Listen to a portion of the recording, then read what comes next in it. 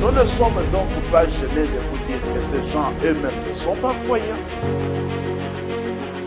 Ils n'ont pas l'Esprit du Seigneur ni la vie éternelle, ça veut dire qu'ils ne sont pas sauvés. Et personne de ceux qui acceptent ces fausses doctrines n'a en lui la vie éternelle. Cher peuple de Dieu répandu dans le monde, nous avions entendu vos demandes selon lequel nous devrions aller voir les gens à qui nous portons de reproches pour leur parler, comme disent les Saintes Écritures, si ton frère a péché, va le voir. C'est dans ce souci-là, et après avoir entendu aussi l'homme de Shekinah Tabernacle prononcer de sa propre bouche, émettant le souci énorme de réfléchir sur ce qui leur arrive, de peur que le pire ne puisse les toucher dans l'avenir. Et même si demain, on peut encore avoir quelque chose, si nous-mêmes, nous n'avons pas compris pourquoi ceci est arrivé, le pire arrivera. Étant soucié de lui apporter quelques réflexions, l'Église du Seigneur, l'Église primitive, avait jugé bon d'aller le voir pour lui présenter la réflexion selon laquelle il serait à la base de ce qui lui arrive. Et c'est dans ce sens que nous sommes allés vers lui, reçus par lui, mais il a catégoriquement refusé de nous écouter. Selon lui, nous lui apportions un message de condamnation et non pas un message de consolation. Il a pensé même se comparer à Job, le prophète. Mais pourtant, Job, quand il a souffert, a connu tout le malheur, il n'a pas empêché qu'on lui dise quelque chose sur sa vie, qu'on le fasse réfléchir. Mais l'homme avait catégoriquement refusé de parler avec nous parce qu'il ne voulait pas entendre cette réflexion profonde venant du Seigneur, parce qu'il disait dans ses émissions, par exemple celle-ci, si ce qui nous arrive est un châtiment divin, nous l'acceptons avec amour. Mais il s'y est de savoir aussi pourquoi le Seigneur châtie. Si vous n'avez rien fait, ça c'est une bonne chose. C'était le cas de Job, le prophète. Il n'avait absolument rien fait. Mais le Seigneur lui-même, depuis le ciel, lui envoie un fléau parce qu'il mettait Satan à l'épreuve. Satan qui montrait au Seigneur que Job n'était absolument rien sans lui, ou plutôt sans tout ce qu'il possédait. Il a demandé lui-même que le Seigneur lui donne ces choses-là parce qu'il lui a dit, mais tu le protèges lui, c'est bien, et sa famille. Comment une personne dans une telle condition peut te maudire? Permets que j'aille le toucher. Et il te maudira en face. Le Seigneur était sûr d'avec son serviteur, il a permis au diable d'aller les toucher. Mais pendant qu'il était en train d'être frappé par l'ennemi, Job ne voyait personne d'autre si ce n'était que le Seigneur. Et lorsque les gens venaient lui parler concernant le malheur qui les touchait, essayer de le faire raisonner, réfléchir sur ce malheur-là, Job n'a pas hésité, n'a pas fermé la porte. Il les a laissés le parler. Ils ont discuté ensemble. Mais comme nous vous disons toujours, ces gens-là n'aiment pas écouter la vérité. Et c'est cette vérité présentée dans le livre ou dans la lettre lui apportée sur le langage du fait qu'il a finalement rejeté. Et la lettre, c'est-à-dire la vérité contenue dans la lettre, et nous-mêmes qui nous étions déplacés en personne pour lui parler.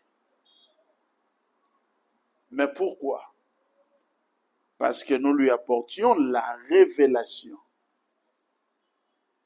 de la parole du Seigneur qu'il a toujours rejetée toute sa vie. Dernièrement, je vous ai dit, nous avons beaucoup d'infiltrés dans le message. Mais ces infiltrés ne sont pas eux-mêmes croyants du message.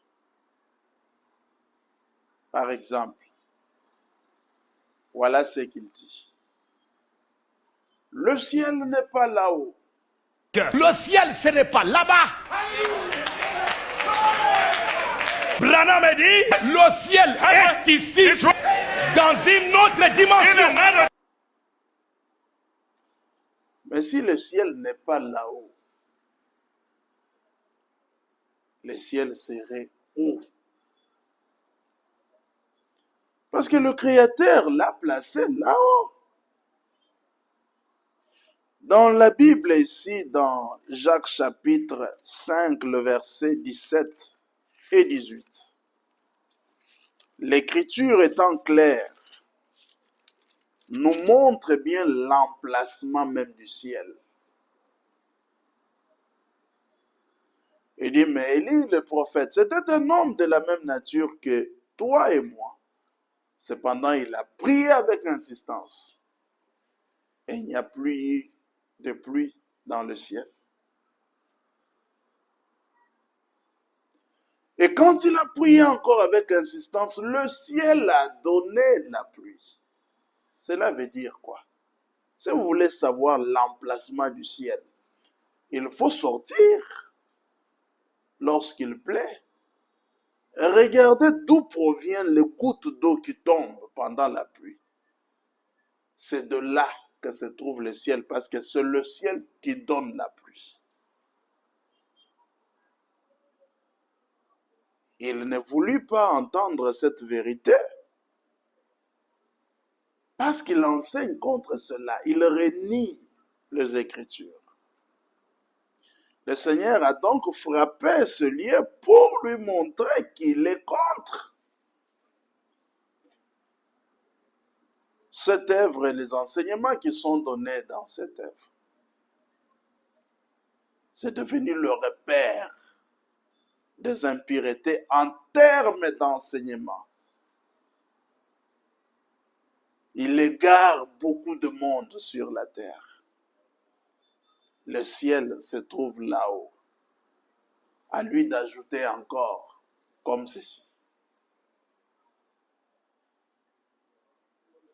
Le Seigneur ne descendra pas du ciel. Il ne descend pas parce que le ciel, ce n'est pas là-bas.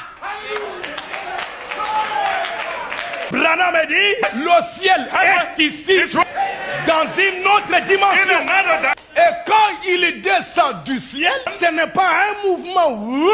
Non, non, il est là, on ne le voit pas. Et après, il se fait voir. La venue du Seigneur. Mais si le Seigneur ne va pas descendre du ciel, il descendra d'où? Les Écritures sont claires à ce sujet. Je vous prends 1 Thessaloniciens au chapitre 4, par exemple, depuis le verset 15. L'Écriture dit: voici ce que nous vous déclarons d'après la parole du Seigneur. Nous le vivons. Restez pour le retour du Seigneur. Nous ne dévancerons pas ceux qui sont morts. En effet, le Seigneur lui-même a un signal donné à la voix d'un archange et au son de la trompette de Dieu, il descendra du ciel.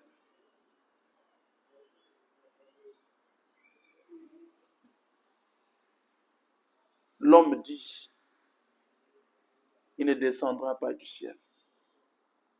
Mais cet homme s'est levé pour combattre le Seigneur. Et cela sans se cacher.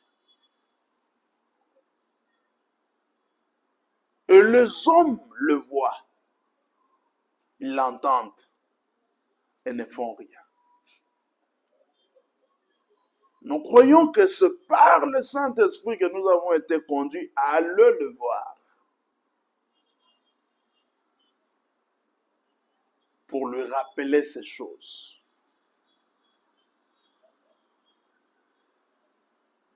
Le Seigneur descendra bel et bien du ciel. Ainsi dit le Seigneur.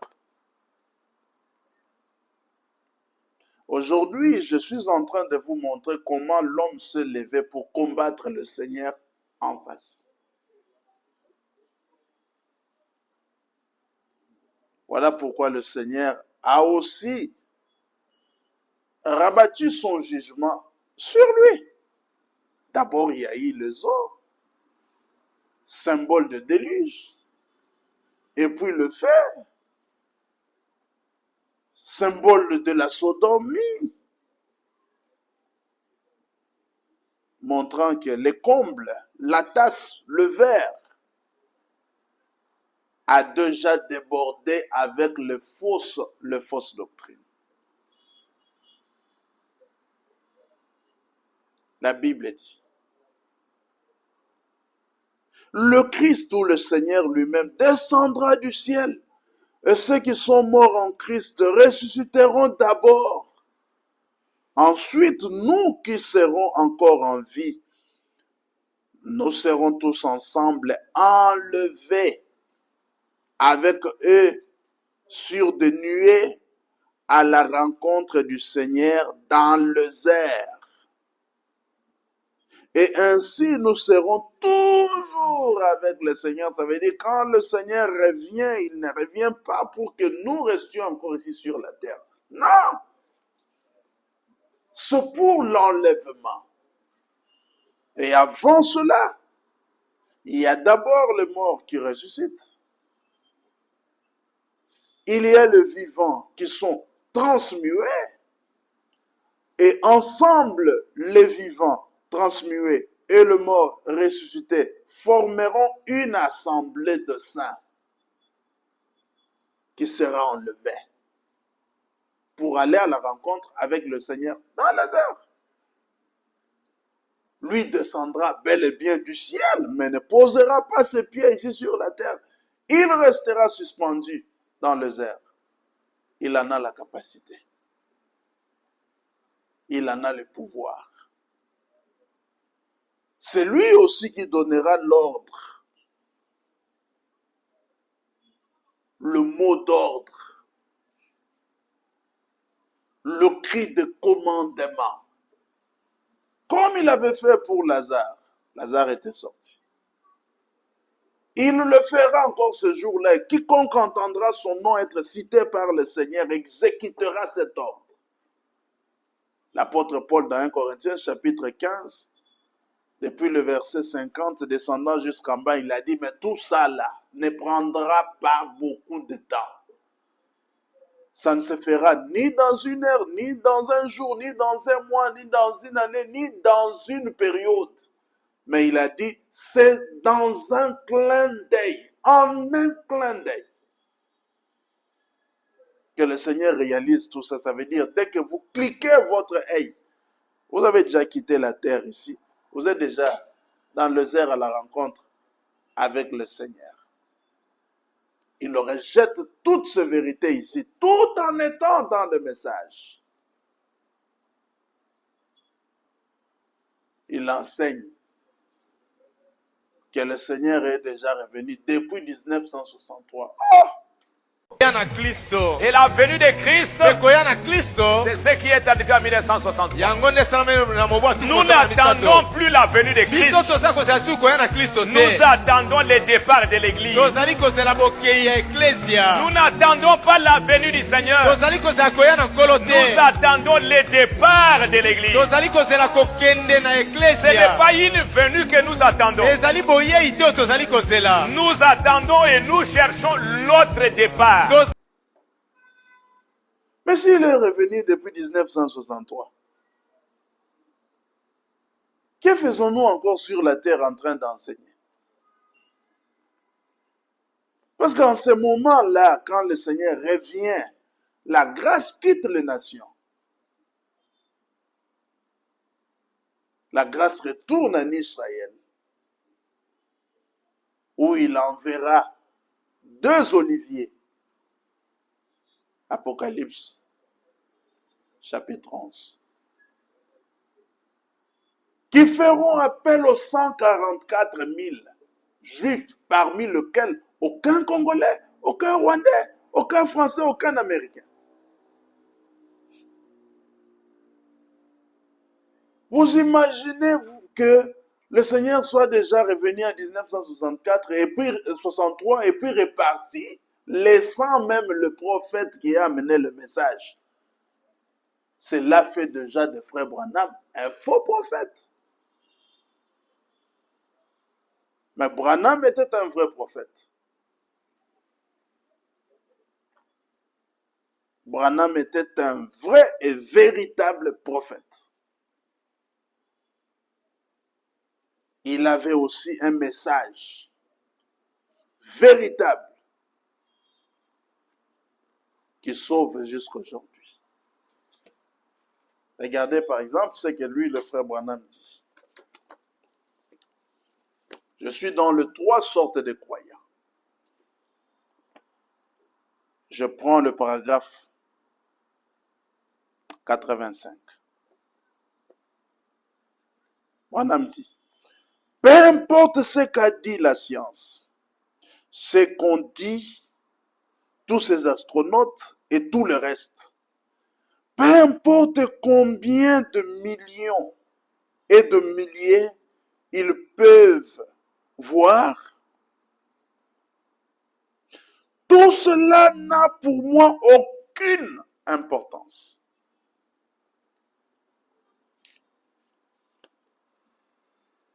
Il y a un ciel,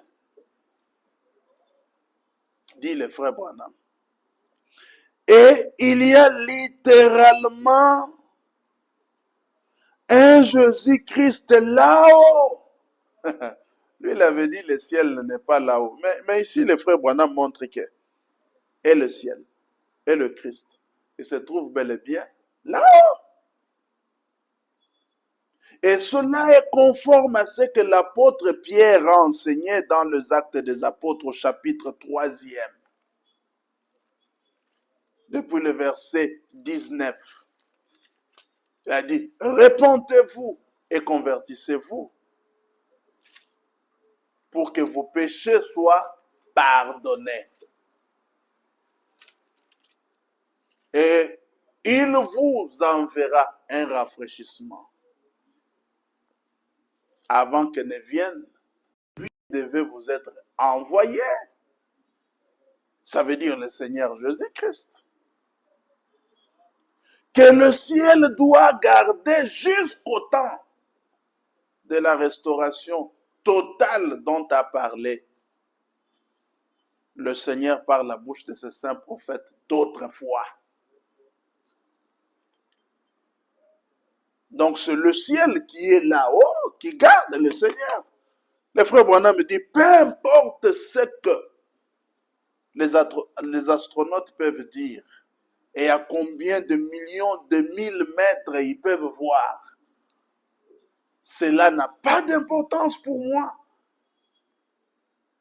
Ce qui est important pour moi, c'est qu'il y a un ciel. Et il y a un Christ. Là-haut, pas ici en bas. Branham continue, il dit, qui viendra? Il y a littéralement un Jésus-Christ là-haut qui viendra dans une forme corporelle recevoir son église et son épouse. Donc il ne viendra pas ici pour qu'il reste sur une photo, pour qu'il reste dans le cœur des gens, pour qu'il reste dans une église locale quelque part. Non. Il revient, c'est pour nous chercher. Vous voyez bien que ce que le frère Branham dit ici, déclare ici, sont conformes aux Saintes Écritures.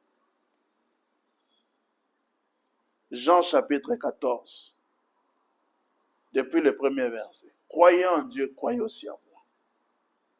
Et ne soyez pas troublés.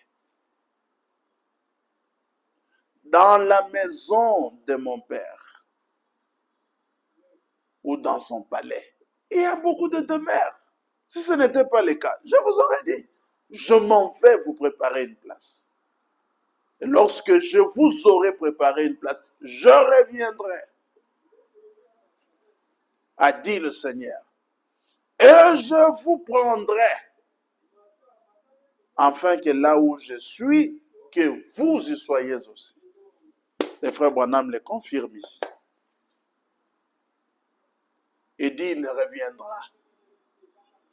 Pas comme une nuée, pas comme une colonne de feu, pas comme un Esprit Saint, mais dans une forme corporelle.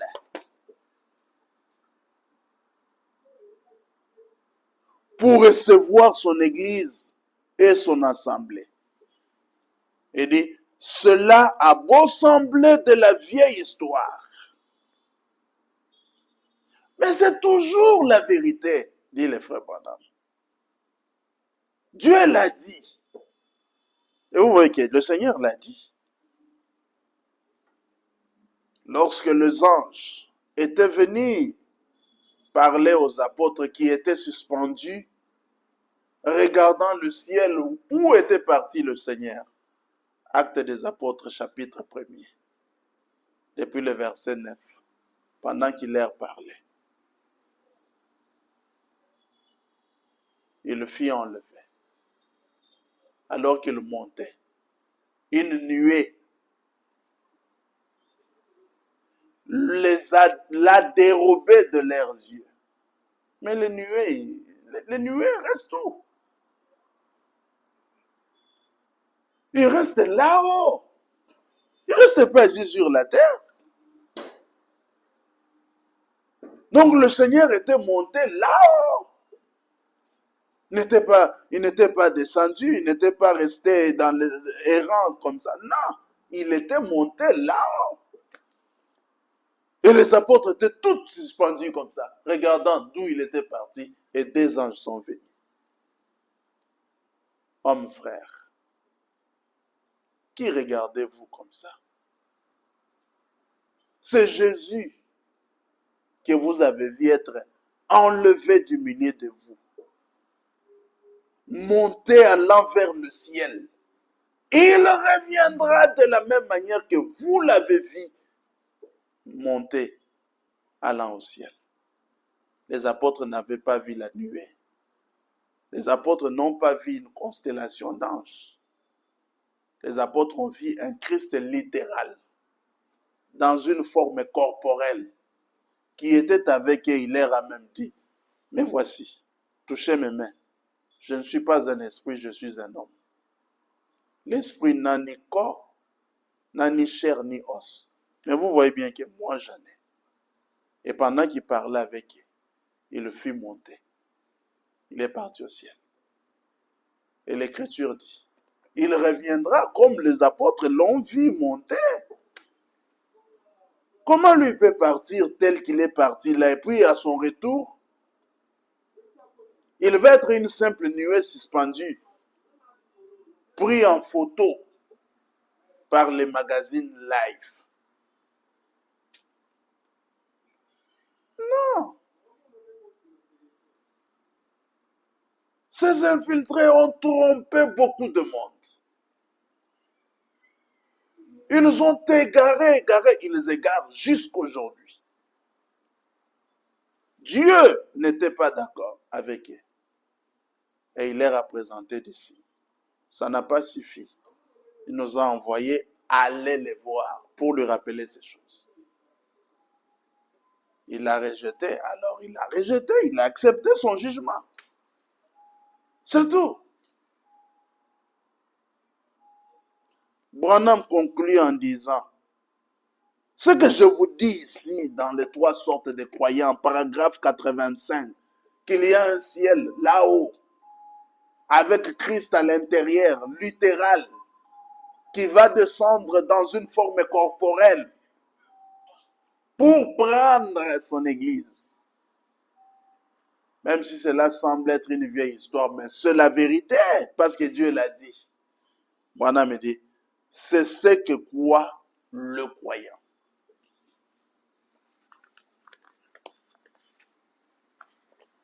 Nous ne sommes donc pas gênés de vous dire que ces gens eux-mêmes ne sont pas croyants. Ils n'ont pas l'Esprit du Seigneur, ni la vie éternelle, ça veut dire qu'ils ne sont pas sauvés.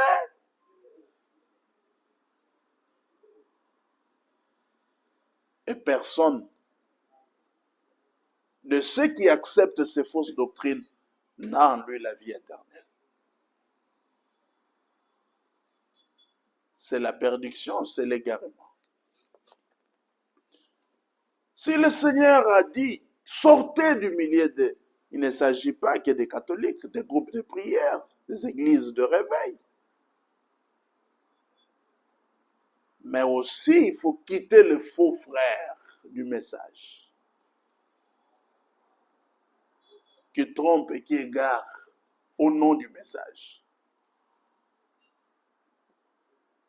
Ils ont voulu avoir l'argent, ils ont trouvé de l'argent. Mais ils ne peuvent pas vous donner la vie éternelle.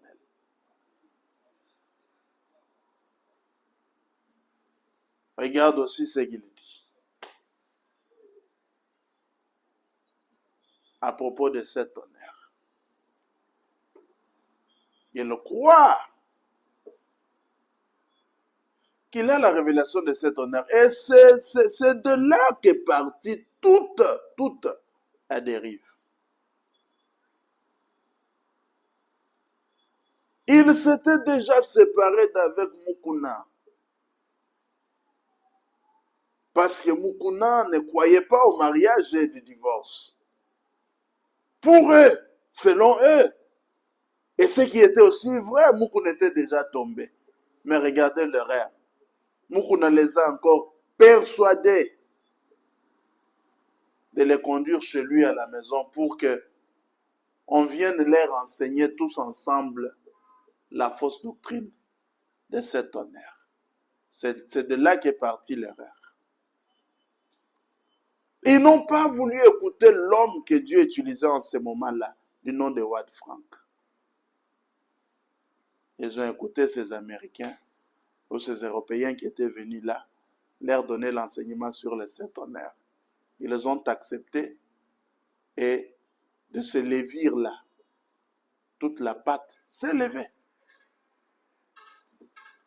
Aujourd'hui, il est allé trop loin pour déclarer, comme aussi tous les autres fous, que Branham aurait fini, le Christ aurait fini sa course dans un homme. Et cet homme-là, c'est Branham. Et quand Dieu viendra, il ne cherchera qu'un seul corps. Le corps de qui? Le corps de Branham. Mais c'est faux. Si le Seigneur a déjà terminé sa course, mais maintenant, vous utilisez quel esprit? Le Seigneur a promis, et c'est une promesse vraie. Et voici que moi, je serai avec vous jusqu'à la fin du monde. Il était avec les apôtres. Sa course n'était pas terminée. Il a travaillé dans les 7 âges de l'Église. La course n'était pas terminée. Tant que le Seigneur n'est pas encore venu, et je dirais, tant que la terre ou le monde n'a pas encore trouvé sa fin, la course du Seigneur n'a pas encore pris fin.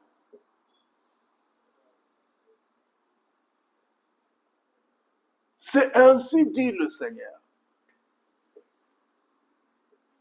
Il était avec le frère Branham et Branham était son prophète. Il lui a révélé, il lui a donné la révélation. Il lui a envoyé ses anges. Allez lui dire ça. Allez lui dire ça. Présentez-lui les premiers sons. Présentez-lui les deuxièmes. Présentez-lui les troisièmes. Présentez. Le Seigneur était là. Arrivé au 7e, il a dit non. Il n'y a rien. Prends seulement un seul verset. Apocalypse chapitre 8, le premier verset. Quand il ouvrit le 7e sceau, il y eut un silence d'environ une demi-heure. Le frère Branham me dit, voilà tout ce que nous avons à ce sujet. C'est un secret parfait et total que personne ne connaît. Branham lui-même dans le 7e sceau, il dit, je suis en train de préparer la place pour quelqu'un d'autre, à qui je vais remettre cette vieille épée quand je ne serai pas là. Il a dit, oh Seigneur, permets que cette épée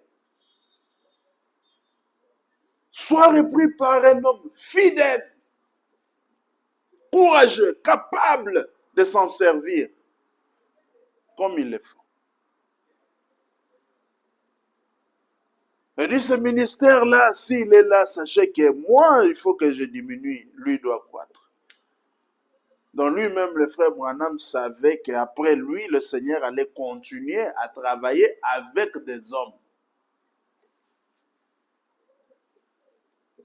Vous venez, vous dites, non, sa course, il a terminé dans Branham. Vous êtes fort. Quand on parle de faux prophètes, mais c'est faux. Quand on parle de méchants, c'est encore faux.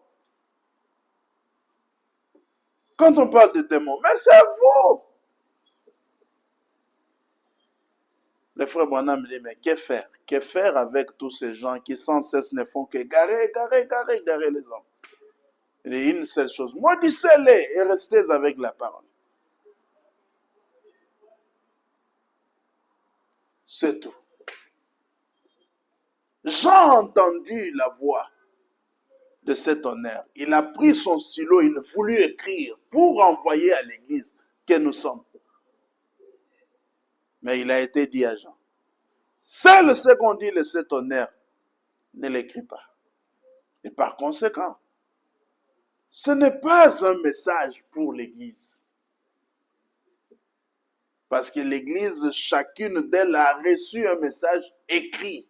Écrit à l'ange qui est à Éphèse. Écrit même à celui de la Odyssée, notre frère, le prophète William Branham.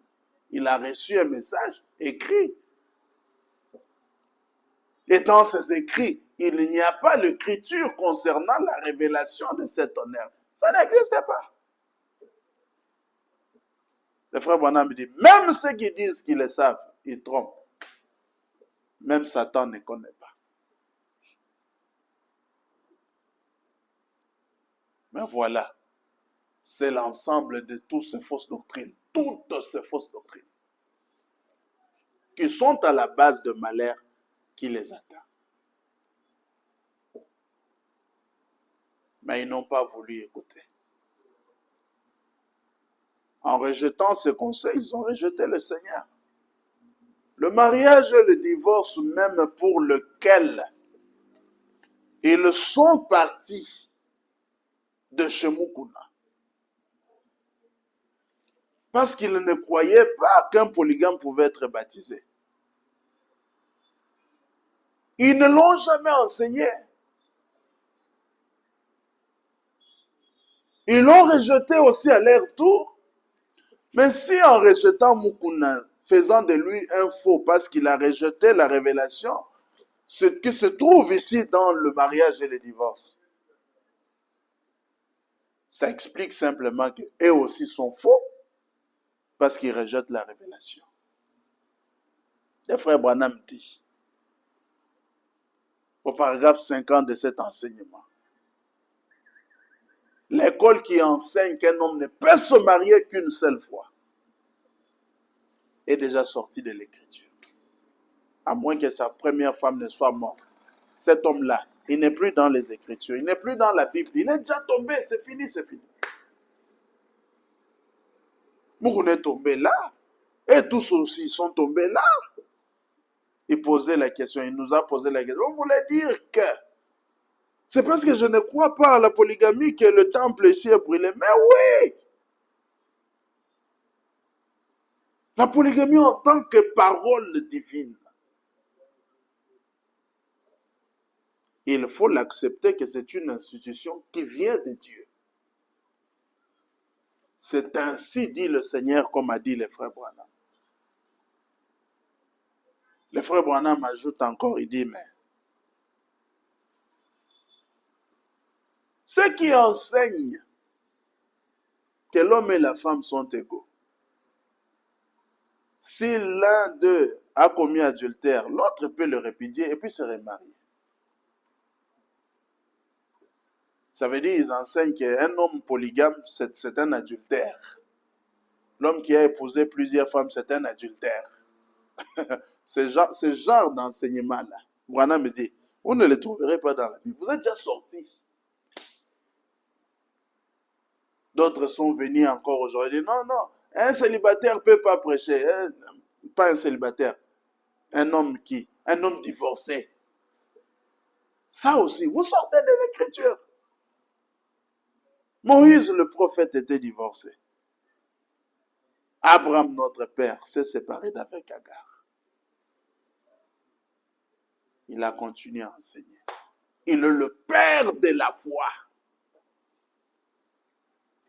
Il est le père de la foi. Le frère Branham lui-même montre, même le Seigneur lui-même, Dieu, s'est d'abord séparé avec Israël pour venir vers nous ici. Mais pourquoi? Mais parce qu'Israël l'a rejeté. Vous allez l'interdire lui aussi à prêcher, mais vous prêchez par quel esprit? Vous ne voyez pas que vous prêchez par l'esprit satanique. C'est pour ça que la vérité vous échappe.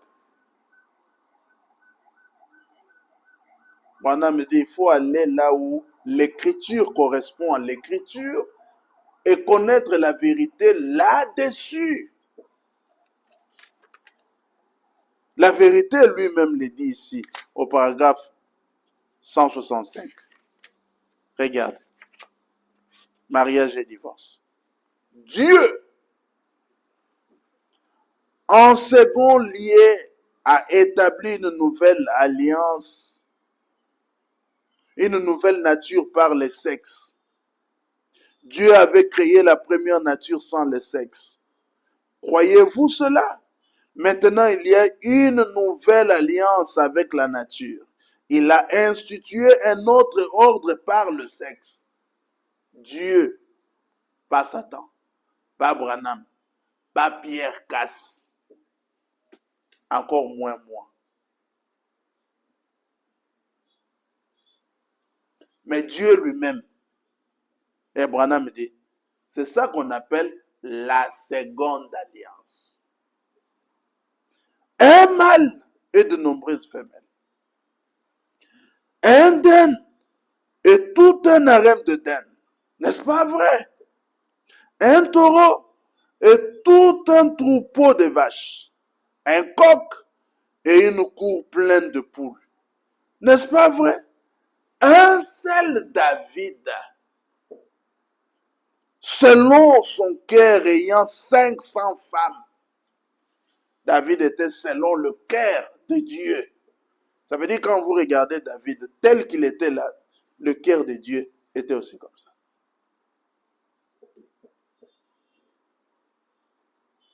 Ce qui explique que Dieu lui-même est polygame. L'apôtre Paul n'avait pas tort lorsqu'il dit dans 2 Corinthiens chapitre 11, mais je vous ai tous fiancés à un seul, à un seul.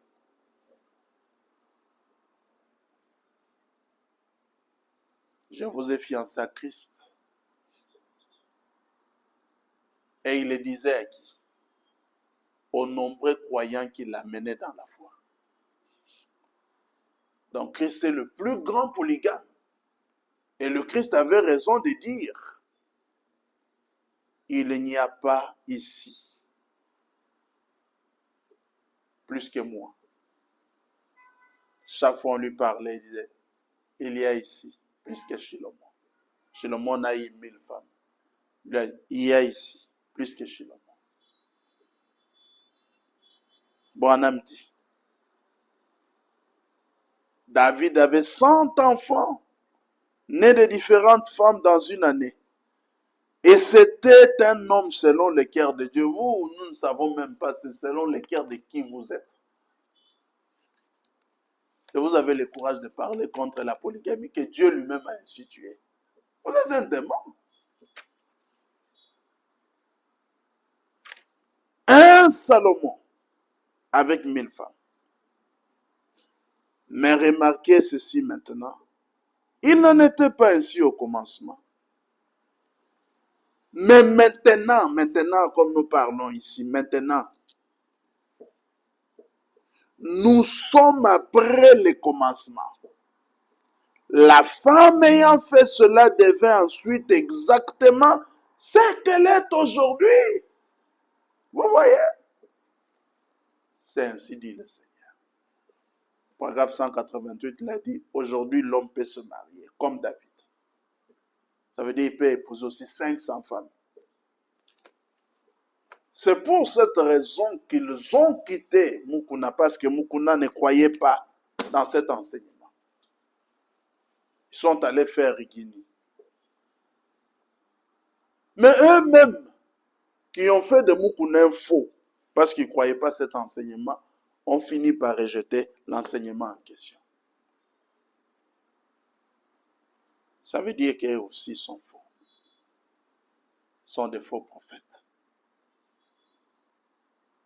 Aujourd'hui, le message, c'est que tous ceux qui disent, allez les voir, parlez avec eux. Allez les voir, parler avec eux. Croyez aujourd'hui que ces gens-là n'acceptent jamais qu'on leur parle alors qu'ils pêchent. L'Écriture dit, va les voir. Nous sommes allés les voir, ils n'ont pas accepté qu'on leur parle. Mais vous qui comprenez ces choses, sortez du milieu d'eux. Repentez-vous et convertissez-vous en acceptant la vérité. Le Seigneur vous accueillera et il vous donnera le pardon de péché, le don du Saint-Esprit. Et il viendra vous chercher. Quand il viendra chercher son Église et son épouse, vous serez parmi eux. Pour le reste, que le Seigneur vous bénisse.